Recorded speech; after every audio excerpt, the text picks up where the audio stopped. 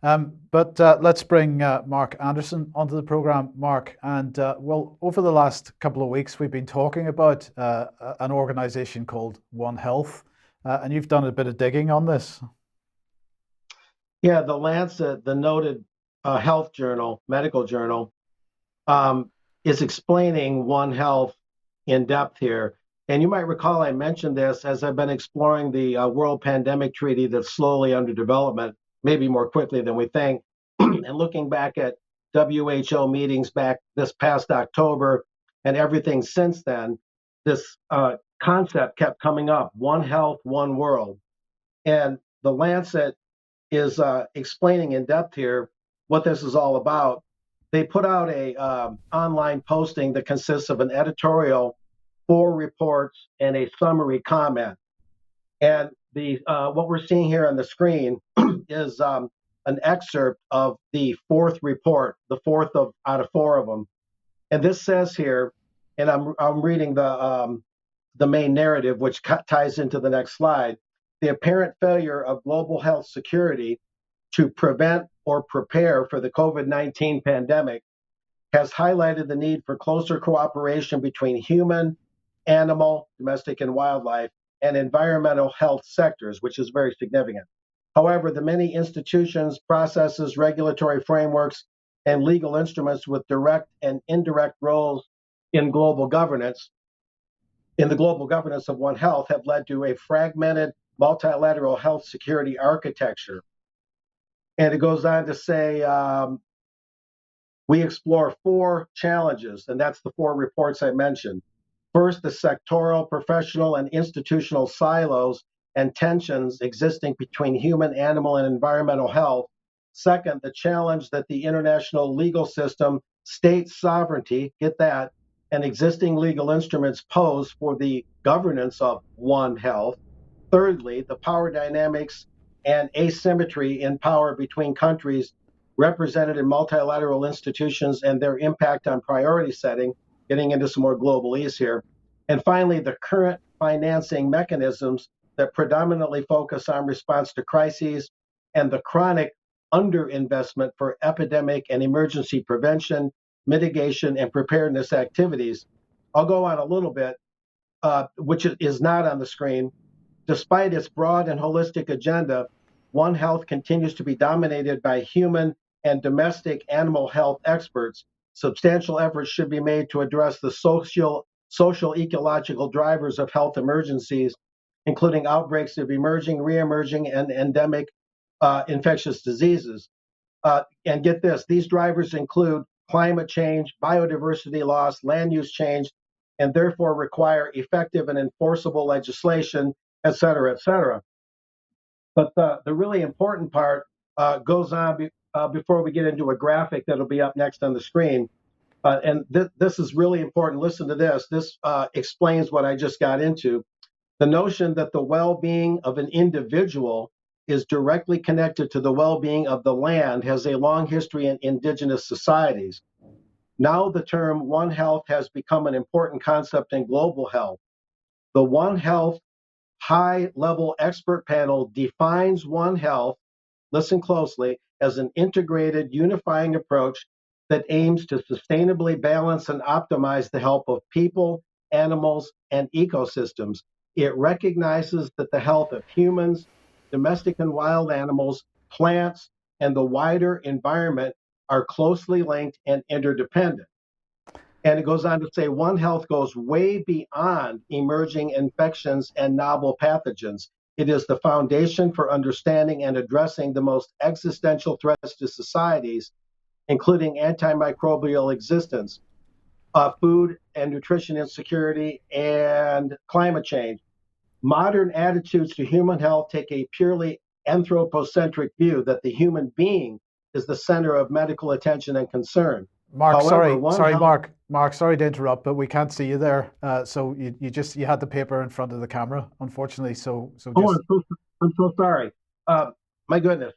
Yeah, I apologize. But anyway, to sort of summarize, it puts plants, animals, and people on the same ethical level. It doesn't recognize any special place in the world for human beings. we're simply another life form. And the illustration that we got on tap here kind of shows how things overlap. You see wildlife, and you see domestic animal, you see human, and they have their own spheres, their own spheres of influence, but then they intersect. And as you read through the material, it demotes humanity in terms of the you might say the pyramid of life, and has a leveling effect again to put us on the same level with plant life and animal life and wildlife. And this, of course, raises a lot of ethical questions because the Lancet's overall production here, the overall study, is about the World Pandemic Treaty. It's connected to that and the outlook for taking on any other pandemics that may come along. So they're looking at a major paradigm shift, not just making more vaccines, not just doing more medical studies and rolling out more boosters and things like that. They're actually reorienting how we look at humanity in the fabric of life. And it says here, the extent to which an international health treaty, human, animal, or plant, affects trade is linked to its success. Treaties that financially penalize states, despite good implementation, show the conflict between national interest and a public good. I'll go down to the main emphasized part in bold. However, prioritizing the national economy above IHR commitments might have negative health externalities, including suppressed reporting, delayed action, diluted outbreak response, and eroded public trust. So the national economies are going to take a back seat to the international health regulation commitments, which is the architecture of the World Pandemic Treaty. And it's a lot of globalese. It's a lot of rather complicated and dense language. But at the end of the day, again, it's about demoting humanity in the fabric of life. And here, going on, digging a little deeper, the Lancet Global Health Commission on High Quality Health Systems, which is the umbrella group under which the Lancet operates, is supported by funding from the Bill and Melinda Gates Foundation. So there's the Gates money again, no surprise, but a rather regrettable thing nevertheless. And there's another lady that's involved in this, is Margaret Kruk.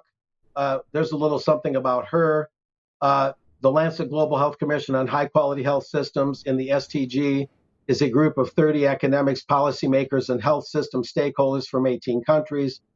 The commission will review current knowledge, produce new empirical work, and offer policy recommendations in a report to be published in late 2018, et cetera, et cetera. But it just shows Margaret E. Kruk, she's the commission chairman. We can move on from there. And Margaret Kruk is professor of health systems at Harvard T.H. Chan School of Public Health. Dr. Kruk's research generates evidence on how health systems can improve health for people living in low-income countries. That's just a little something about her. Moving on from there, the Lancet, we'll talk a little bit about the Lancet itself. It's a weekly peer-reviewed general medical journal, one of the oldest of its kind. It is also the world's highest impact academic journal, founded in England in 1823. The journal publishes original research articles, gets into seminars and reviews, editorials, book reviews, correspondence. The Lancet's been owned by Elsevier since 1991, and its editor-in-chief since 1995 has been Richard Horton. It has offices in London, New York City, and Beijing. Moving on forward from there. Elsevier is a Dutch academic publishing company, which includes the Lancet. It is part of the RELX group. And researchers have criticized Elsevier, I hope I'm saying that right, for its high profit margins and copyright practices. The company earned $942 million in profit in 2018. I won't get into all those details, but it has been accused of some wrongdoing. And here's Richard Charles Horton, the editor-in-chief of the Lancet. He's an advocate for the World Health Organization, so there's not a lot of objectivity there. He was the first president of the World Association of Medical Editors, past president of the U.S. Council of Science Editors. He was appointed to a research and analytical management panel as a senior associate of the Nuffield Trust. And so this is just some of the background, some of it a little dry. But one of the interesting things as I wind this part up is the Nuffield Trust was established in December 1939 as the Nuffield Provincial Hospitals Trust by the Viscount Nuffield William Morris, the founder of Morris Motors, said to be a right-winger in his day, by the way. Indeed, one of its first tasks of the Nuffield Trust was a complete survey of hospitals, which was used as a key reference document in the actual establishment of the British National Health Service, the NHS. So this gets into the roots of the NHS, and it grows up from there into the present time. And again, redefining humanity's place in the world with respect to fighting so-called pandemics. So this gives a picture of what One Health is really about. I know it's kind of a lot to absorb right now, but do you guys have any comments or observations? David? Yes, I was fascinated by the use of the word balance, because it's not just that they're equating human health and wildlife health and livestock health, but they're talking about balancing these things. Now, a balance, it brings to mind a seesaw, and one side goes up and one side goes down. So are they saying, well, for the good of the planet, we're going to have to make at some point humans less healthy? Because on balance, this is a good thing. I find it very strange language indeed. Any thoughts, Brian? Well, my thought on it is that we are now starting to actually, I'll call it the regime, see the regime emerge and understand what the regime really wants.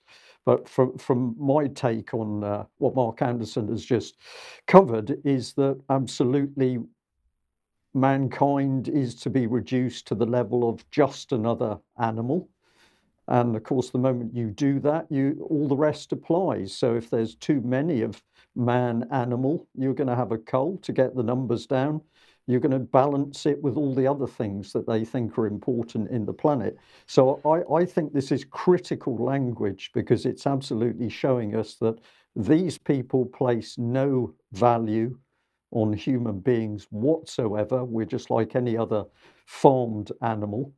And that being the mentality, of course, I think it's logical to say that if they want to reduce the numbers of mankind, they're going to use a variety of ways to do that. We may neglect elderly people and simply let them die off. Or I think it's reasonable to suggest that there may be people within this regime who say we should take a more proactive approach and we should actually kill off the useless eaters, and we're going to do that by medication. We're going to actually put them on end of life pathways and kill them off, or we're going to make sure they don't feed properly, or we're going to poison particularly babies and children to make sure that the numbers of human beings can be reduced. That's what I think these people are now showing us. Warfare. We could also talk about encouragement for euthanasia, for example, in Canada at the moment, and so on.